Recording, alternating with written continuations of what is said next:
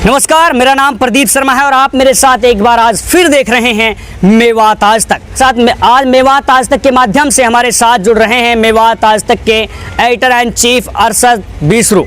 तो आज हम इनसे कुछ सवाल करेंगे, जानेंगे जो आपके सवाल हैं, आप भी जानना चाहते हैं। आइए आप हमारे साथ जुड़िए। लेकिन उससे पहले मेवात आज तक के यानी एडिटर एंड चीफ अरशद बिसरू वो शख्सियत हैं जो मेवात रतन से लेकर यानी अमेरिका की यूट्यूब टीम ने, यूट्यूब प्लेटफॉर्म ने यानी अवार्ड देकर के नवाजा है, सम्मानित किया है। अब हम इनसे जानेंगे इस मुकाम तक ये किस तरह पहुंचे हैं, कितनी मेहनत की है, किस तरीके से इस मुकाम तक ये पहुंचे हैं। तो अरशद जी से ही हम ये जानने की कोशिश करते हैं। कुछ आपके सवाल होंगे, बने नहीं केवल आप हमारे साथ। अरशद जी, बहुत बहुत स्वागत करते हैं आपका मेवात आज तक में। धन्यवाद प्रदीप भाई जी। अरशद जी, जैसे कि हम आपसे जाने, आप इतने बड़े प्लेटफॉर्म पर पहुंचे हैं। बात करें आज मेवात आज तक जो चैनल है, इसके 3.5 लाख सब्सक्राइबर हैं। व्यूवर्स की बात करें तो 5 करोड़ से भी अधिक हैं। इस मुकाम तक आप कैसे पहुंचे, लोग ये जानना चाहते हैं। सबसे पहला ये सवाल है आपसे। देखो जी, जो जनता होती है ना, सबसे बड़ी जनता होती है। चाहे बहुत से लोग होते हैं सरकार को बड़ा मानते हैं, है ना, लेकिन मैं मानता हूँ कि जनता से बड़ा कोई नहीं है। मैंने जनता के हित के लिए हमेशा काम किया है। जैसे कि मैं पहले बहुत सारी मैंने गज़लें और कव्वाली गाई हैं, जिनकी आज भी मार्केट में धूम मचती है और लोग बेहद प्यार देते हैं, बेहद पसंद करते हैं मेरी आवाज़ को। लेकिन जब मैंने गज़ल और कव्वाली का दौर चल रहा था तो उस टाइम भी मैंने सिर्फ़ और सिर्फ जुल्म के खिलाफ गज़ल में लॉन्च करता था। जहाँ पर चाहे वो हिंदू हो चाहे मुसलमान हो, जिसके साथ नाइंसाफ़ी हुई है, जिसे सरकार के कुछ चुनिंदा लोग दबाते हैं या फिर जो सरकार के गुर्गे होते हैं वो दबाते हैं, या फिर यूँ कहूँ कि ग्रामीण हो या फिर शहर के दबंग लोग गरीबों को दबाते हैं, मैंने वहाँ पर गरीबों की आवाज़ बनकर आवाज़ को दुनिया भर में बुलंद किया है गज़ल के माध्यम से। तो इसलिए लोगों ने मुझे बहुत ज़्यादा फॉलो करना शुरू किया। और फिर मैंने देखा बड़े करीब से कि बहुत सारी ऐसे, जैसे कि आजकल बहुत सारे लोग कहते हैं कि गोदी मीडिया, लेकिन मैं तो गोदी मीडिया नहीं कहता, मगर मैं झूठी मीडिया कहता हूँ कि वो मिला जुला करके जो चीज़ें दिखाते हैं, इसलिए मैं उन्हें झूठी मीडिया कहता हूँ। उनको देखते हुए मैंने ये सोचा था कि हमारी इस मेवात क्षेत्र के अंदर पत्रकार भी होना बहुत ज़रूरी है। क्योंकि हम जब मैंने सुना था कि हमारा जो देश है भारत, उसके अंदर नीति आयोग ने हमारे इस ज़िले को सबसे पिछड़ा ज़िला घोषित किया, तो हम बड़े ही शर्मसार हुए थे कि ऐसा लगा था कि हम आज बिहार और बंगालियों से भी पीछे हैं। तो कहीं ना कहीं सर उठाकर चलने लायक भी नहीं थे, इतनी हिम्मत नहीं रही थी। लेकिन जैसे तैसे हमने हिम्मत करके ये सोचा था कि अब पत्रकार बनना बहुत ज़रूरी है। क्योंकि पत्रकार बनेंगे, क्योंकि जो कलाकार होते हैं वो सिर्फ अपने लिए कमाते हैं, अपने लिए शोहरत कमाते हैं, अपने लिए दौलत कमाते हैं। लेकिन जो पत्रकार होता है वो अपने लिए तो कमाता ही है, लेकिन वो जनता के लिए उससे कई गुना ज़्यादा काम करता है अपने क्षेत्र के लिए। इसलिए मैंने ये सोच करके मेवात आज तक चैनल को मैंने बनाया था यूट्यूब के माध्यम से। मुझे पता था कि आने वाला वक्त जो है वो डिजिटल है, ऑनलाइन ज़माना है, तो इसलिए हर शख्स मोबाइल पर देखना पसंद करेगा खबरें। तो मैंने प्रिंट मीडिया में ना जाकर, इलेक्ट्रॉनिक्स मीडिया में ना जा करके मैंने इसी सोशल मीडिया पर मेहनत की और आज उसी का ये नतीजा है जो ये मुकाम हमने हासिल किया है। अच्छा, आपसे जाने पिछले दिनों की हम कुछ गुजरे दिनों की हम बातें करें। आप गज़लें लगभग लाते रहते थे महीने वाइज, लेकिन आपके फ़ैन है, जो आपके चाहने वाले हैं, वो इंतज़ार करें, गज़लें नहीं आ रही, लेकिन अपना पत्रकारिता पे ही आपका फोकस चल रहा है। क्या कुछ कहेंगे आप? देखो, मैं गज़लें आज भी गाता हूँ। जो गज़लें हैं वो मेरा शौक़ है, लेकिन पत्रकारिता अब मेरा एक प्रोफेशन बन चुका है। ये मेरी एक दुनिया बन चुकी है। मैं हमेशा जब तक मैं जीऊँगा इस धरती पे, मैं इस दुनिया में, मैं चाहता हूँ कि लोगों की हम सेवा करते रहें। लेकिन गज़ल और कव्वाली का जहाँ तक सवाल है, वो मेरा पहले भी शौक़ था, आज भी शौक़ है। मैं जब भी कहीं बड़ा हादसा होता है तो मैं गज़लें लेके आता हूँ। जैसे अभी पिछले 4 महीना पहले NRC का मुद्दा चला था देश भर में। देश के मुस्लिमों ने बड़े पैमाने पर प्रोटेस्ट किए थे सरकार के खिलाफ। तो वो कोई जुर्म नहीं है, कोई गलत नहीं था, क्योंकि ये उनका एक पूर्ण अधिकार है, राइट बनता है। किसी भी धर्म का, किसी भी जाति का ये राइट है। अगर सरकार कोई फैसला लेकर आती है और वो जनता को गलत लगता है तो जनता उसका पुरजोर विरोध कर सकती है और उस फैसले को बदलने की अपील भी सरकार से कर सकती है। तो उस दौरान जिस तरीके से भी ये NRC CAA का जो मामला सामने आया, तो मैं उस पर एक गज़ल लेकर आया। मैंने गज़ल के माध्यम से किसी के खिलाफ नहीं बल्कि अपने ही समाज के लोगों को मैंने समझाने की कोशिश की थी। लगातार आप गज़लों के माध्यम से या फिर हम यूँ कहें पत्रकारिता के माध्यम से सरकार पर सवाल खड़ा करते हैं, यानी मजदूरों की, किसानों की, यानी क्षेत्रवासियों की आवाज़ उठाते हैं। तो ये क्या लगता है कि मेवात इलाका हमारा बिछड़ा है? क्या कमजोरी मानते हैं आप? ये आखिर क्यों है हमारा मेवात इलाका? मेवात जो हमारा इलाका पिछड़ा है, इसकी जो सबसे बड़ी कमजोरी है वो 2 कमजोरियाँ हैं और दोनों पॉलिटिक्स से जुड़ी हुई हैं। अच्छा। सबसे पहली कमजोरी तो ये है कि जब 1947 के बाद भारत आज़ाद हुआ था उससे पहले इस देश के अंदर रजवाड़ों का दौर था। अलग अलग हिस्सों में अलग अलग क्षेत्र वाइज राजा हुआ करते थे। उस जमाने में हमारा भी एक राजा हुआ करता था। हमारी यहाँ सेना भी थी, हमारे महल भी थे, हमारे पास हथियार भी था, हमारे पास राजा भी था, पूरी फौज पलटन थी। आपने नाम सुना होगा राजा हसन का मेवाती, जिनके किले आज भी अलवर के अंदर वीरान पड़े हैं। ये अलवर और भरतपुर दोनों मेवात का एरिया माना जाता था। लेकिन हसन का मेवाती ने बड़ी कुर्बानी दी थी। एक हिंदू राजा महाराणा सांगा के लिए वो बलबन से लड़ा था।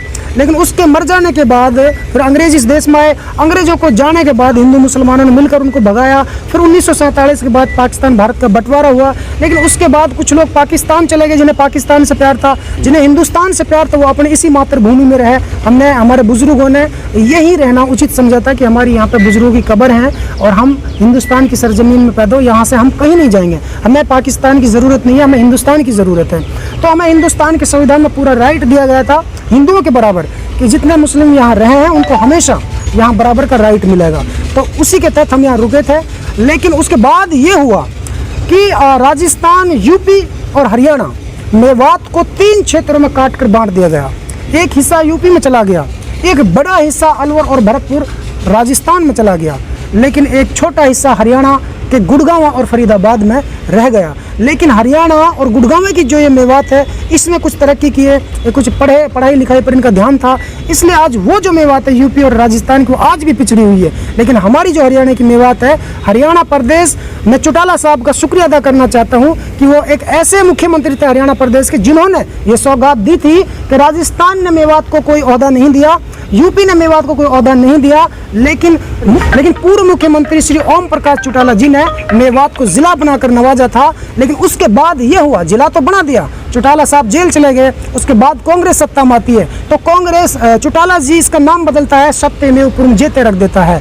लेकिन कांग्रेस आते नाम बदलकर मेवात रख देती है। उसके बाद मनोहर सरकार आती है तो नाम बदलकर जिला नूहू रख देती है। आखिर तीनों सरकारों ने इतना भेदभाव मेवात के साथ किया है, सिर्फ नाम चेंज करने की होड़ लगी रही।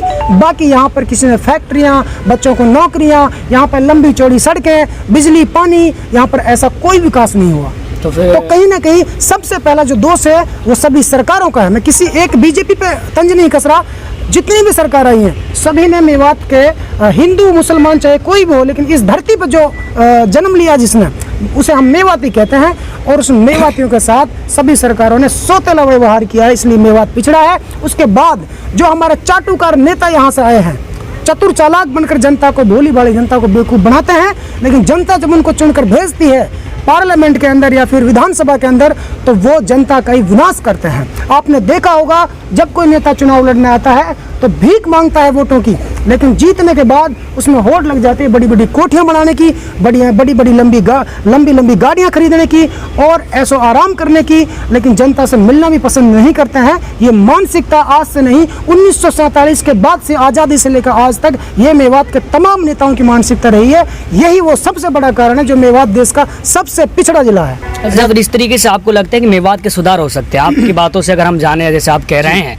किसी भी पार्टी ने मेवात के हित के लिए कार्य नहीं किया है, तो फिर इस तरीके से ये तो कोई मतलब नहीं हुआ, इस तरीके से विश्वासघात चलता रहेगा। और था इसका प्रदीप जी, एक कारण और था। आप एक मुस्लिम, आप एक हिंदू समाज से, मैं एक मुस्लिम समाज से हूँ। आप मेरे ही गाँव से हैं, आप मेरी ही मेवात के रहने वाले हैं, लेकिन आप भी समझते हैं कि एक जो बड़ा कारण रहा था वो ये रहा था कि नेताओं ने तो कभी मेवात की आवाज उठाई नहीं, लेकिन जनता आवाज कैसे उठाती कि यहाँ पर ना कोई अखबार कंपनी थी, ना कोई टीवी चैनल था। लेकिन आज हमारी और आप सबकी मेहनत से, युवाओं की मेहनत से, आज YouTube चैनल के माध्यम से हम आज दुनिया भर में अपनी आवाज़ को बुलंद कर रहे हैं। इसलिए हमें उम्मीद है कि आने वाली सरकार चाहे कांग्रेस की हो, चाहे भाजपा की हो, या जजपा की हो, चाहे इनेलो की हो, लेकिन हम जबरदस्ती कॉलर पकड़ के सरकार की, हम मेवात का विकास पुरजोर तरीके से कराने की हिम्मत रखते हैं। मेवात की जनता आपके साथ जुड़ी हुई है, करीबन 3.5 लाख लोग आपके साथ जुड़े हुए हैं। तो क्या मांग करते हैं आप उन लोगों को साथ में लेकर के? आप एक वरिष्ठ पत्रकार हैं और एक सिंगर हैं, गजलों के माध्यम से आवाज उठाते रहते हैं लोगों की। क्या मदद करते हैं, क्या मांग करते हो सरकार से कि इसमें क्या समस्याएं बताएंगे? मेरी सबसे पहले तो जनता से एक अपील है, अपने खासकर युवाओं से अपील है कि वो मेरी तरक्की से ना चिढ़े, बल्कि मेरी काबिलियत पर ध्यान दे। एक कहावत है कि किसी के महल को देखकर अपनी झोंपड़ी में आग मत लगाना, अन्यथा उस झोंपड़ी से भी रह जाओ अगर बच्चे बरसात में भीजेंगे। इसलिए कोशिश करना कि जिस तरीके से मैंने थोड़ी सी तरक्की की है, आप भी तरक्की करने की कोशिश करें या फिर मुझे सपोर्ट करें, क्योंकि हम आज इस चैनल के माध्यम से मेवात की आवाज़ को बेखौफ बेझिझक होकर उठाते हैं। हमें ना सरकार से डर लगता है ना नेताओं से डर लगता है। जहाँ गरीबों की आवाज़ आती है, जहाँ हमारे क्षेत्र की ज़रूरत होगी, वहाँ पे हम खुलकर आवाज़ उठाएंगे और उठाते हैं, उठाते रहेंगे इंशाअल्लाह ताला। तो मैं यही कहना चाहता हूँ कि नेताओं के चक्कर मारने की कोई ज़रूरत नहीं है। अच्छे नेताओं की रिस्पेक्ट करो और जो भ्रष्ट नेता हैं उनके जूते मारो। अच्छा अरशद जी, एक बात और हम आपसे जानना चाहेंगे जाते जाते, एक और मामला प्रकाश में आज जो यहाँ के सरपंच हैं, क्योंकि गांव में विकास कराने वाला व्यक्ति कोई भी होता है मौजूदा, तो सबसे पहले सरपंच साहब आते हैं जी। तो एक मनरेगा के तहत एक सरकार ने यानी योजना चलाई है ताकि मजदूरों को रोजगार लग सके। मनरेगा की स्कीम ऐसी है, सरपंचों को यानी विकास के लिए पैसा आता है, मजदूर उसमें काम कर सके। अब बताया जा रहा है कि वो सरपंच अधिकारियों की मिली भगत से दो शिकायतें मेरे पास आम आ रही है मेवात की। सबसे पहली शिकायत स्कूलों से मेरे पास बहुत ज़्यादा आ रही है कि स्कूलों में जो टीचर्स होते हैं, सरकार उन्हें 50 से 70 हज़ार रुपये सैलरी दे रही है, लेकिन वो लोग ऊपर से चना और चावल लेके अपने घर चले जाते हैं। 70 हज़ार सैलरी तो उनको मिल ही रही है, ऊपर से चने और चावल गेहूं भी पन्नी में पॉलीथीन में भरकर गाड़ी की डिग्गी में रखकर वो अपने घर ले जाते हैं और घर पे बच्चों के राशन को अपने पशुओं के लिए खिलाते हैं। ऐसी शिकायतें मेरे पास आम आ रही हैं। और सरकारी स्कूलों में जब हमने दौरा किया जाके, तो किसी को ये नहीं पता कि हरियाणा का मुख्यमंत्री कौन है और मेवात का डीसी कौन है, और तो और उनको यहाँ तक नहीं पता कि पुनाना विधानसभा क्षेत्र से विधायक कौन है। तो बताइए 70 हज़ार रुपये किस काम के हैं। तो इसलिए, और दूसरी जो आम शिकायत आ रही है वो सरपंचों की, क्योंकि सरकार पैसा तो दे रही है, मेवात को ऐसी बात नहीं है, सरकारें पैसा देती हैं और बराबर से जिला वाइज देती हैं, लेकिन यहाँ के जो भ्रष्ट सरपंच हैं और भ्रष्ट विधायक हैं, ऐसा नहीं कि सरपंच खाता है, सरपंच के साथ सारे संलग्नित होते हैं, जई से लेकर सेक्रेटरी तक, ठेकेदार से लेकर एक विधायक तक, ये तमाम जो गुर्गे होते हैं मिलजुल कर पैसे खाते हैं और उस पैसे को हड़प लेते हैं। जैसे कि कहीं पे कोई रोड बनाया जा रहा है तो उसका ऊपर से अलाउड होता है कि पहले उस पर रोडियाँ बिछाओ, फिर जो करेशर होता है, वो जो लाल जो बूढ़ा होता है पहाड़ का, वो उस पर डालो, उसके बाद में मिट्टी डालो, बूढ़ा डालने के बाद में तब जा करके उस पर टाइल बिछाए जाते हैं। लेकिन ये लोग सिर्फ बूढ़ा डालते हैं और टाइल बिछा देते हैं, जो कि बरसात आने पर बैठ जाती है और 2-3 साल में वो रास्ता पूरी तरीके से खराब हो जाता है। इसलिए, और जो मनरेगा का जहाँ तक मामला है, मनरेगा में तो इतना बड़ा घोटाला मेवात के अंदर सरपंच कर रहे हैं कि सरपंच मेरे हिसाब से 80% मुजरिम इसमें पाएंगे, क्योंकि सरपंचों ने किसी गरीब के लिए भी मनरेगा के तहत काम नहीं दिया है। उन्होंने जेसीपी से काम कराते हैं, 1-2 घंटे में पूरा काम करा लेते हैं और ना तनहा लोगों का, गरीब लोगों का वो आई कार्ड वगैरह वो सब लेके, आईडी प्रूफ वगैरह लेके, और उनके पैसे खुद ही हड़प जाते हैं। ये एक बड़ा सिलसिला मेवात में चल रहा है। इसीलिए हमने जनता की अदालत यानी पूछता है मेवात, ये मेवात आज तक के माध्यम से शुरू की है और अब गांव-गांव जाकर पूछता है मेवात। हम सरपंच से नहीं बल्कि गांव की जनता से ये पूछेंगे कि उनको मनरेगा का पैसा मिला, दाढ़ी मजदूरी मिली या नहीं मिली। अच्छा, जैसे आप जनता की आवाज़ उठाते हैं, लास्ट सवाल और है, जैसे आप जनता की आवाज़ उठाते हैं तो ऊपर बैठी सरकार को, सत्ता में बैठी सरकार को क्या मैसेज देना चाहेंगे? धांधली चल रही मेवात, मैं सत्ता में बैठी सरकार को ये मैसेज देना चाहता हूँ।